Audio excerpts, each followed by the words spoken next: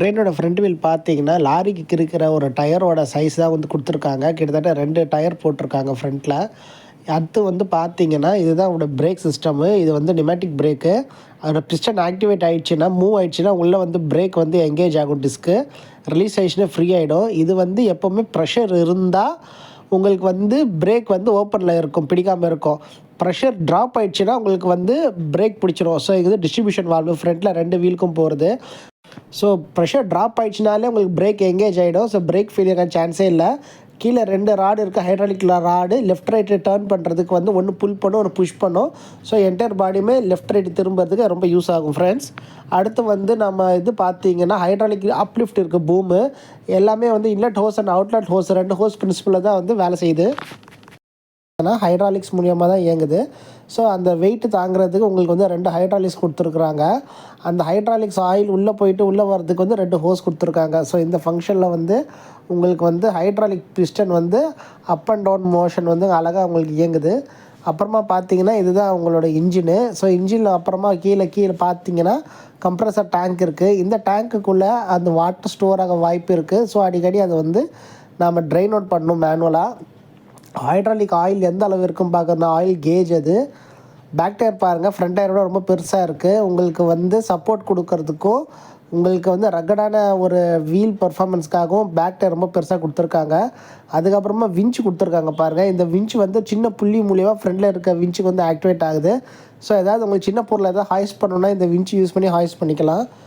So principal of மொமெண்டம்ஸ் வரையும் பார்த்தீங்கன்னா, நியராக இருக்கும்போது 20 டன்ஸ் வரையும் தாங்குதுங்க. அப்புறம் போக போக போக போக உங்களுக்கு டன்னேஜ் வந்து குறைஞ்சிட்டே போகுது. கடைசி இருக்க ஹூக்கில் வந்து உங்களுக்கு ஏதாவது பொருள் லிஃப்ட் பண்ணணுன்னா உங்களுக்கு வந்து 3 டன் வரையும் தான் உங்களுக்கு கெப்பாசிட்டி இருக்குது. ஸோ இது இன்னும் கொஞ்சம் ஃப்ரண்ட்டில் கூட எக்ஸ்டெண்ட் ஆகிறதுக்கு சான்ஸ் இருக்குது. ஸோ எக்ஸ்ட்ரீம் ஃப்ரண்ட்டில் வந்து பார்த்தீங்கன்னா, உங்களுக்கு வந்து 0.3 டன்ஸ், அதாவது 300 கிலோ தான் அங்கே தூக்க முடியும். அதிகமான டன்னேஜ் தூக்கணுன்னா நீங்கள் வந்து ஃப்ரண்ட்டில் தான் தூக்க முடியும்.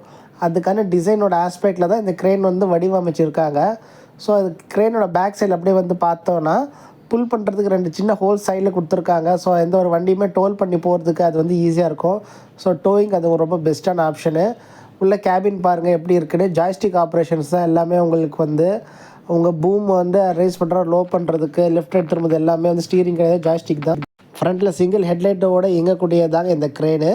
இந்த க்ரெயினோட ஆப்ரேஷன்ஸ் வந்து பார்த்தீங்கன்னா, மெயினாக வந்து ஹெவி டியூட்டி டிரான்ஸ்ஃபார்மர் இந்த மாதிரிலாம் தூக்குறதுக்கு வந்து ரொம்ப ரொம்ப ரொம்ப பயன்படக்கூடிய முக்கியமான இயந்திரம் தான் இது. இது வந்து பார்த்தீங்கன்னா சர்க்குலேட்டரி ஃபேனு. இது வந்து சென்ட்ரிஃபியூகில் வேலை செய்யுது. இது உள்ளே பாருங்கள் ஏர் கிளீனர் அசம்பிளி எல்லாமே டீட்டெயில்ஸ் கொடுத்துருக்காங்க.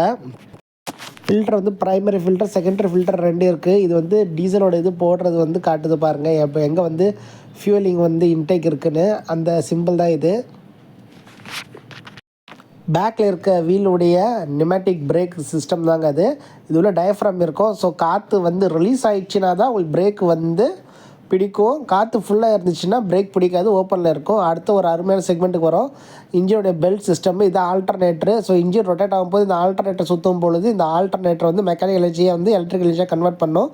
ஏசி சப்ளை தான். ஸோ பெல்ட் சிஸ்டம் பாருங்கள் எவ்வளோ புள்ளிஸ் இருக்குது. இது வந்து டேப்பர்டு வி புள்ளி இருக்குது. ஆனால் உள்ளே வந்து பார்த்தீங்கன்னா மல்டிபிள் லைன்ஸ் இருக்கக்கூடிய புள்ளிஸ் யூஸ் பண்ணுறாங்க.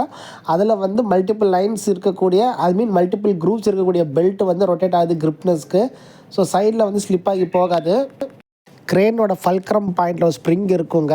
அந்த ஃபோர்ஸ் ஆக்டிவேட் ஆகும்பொழுது உங்களுக்கு லோடு அப்சர்வ் ஆகணும்னு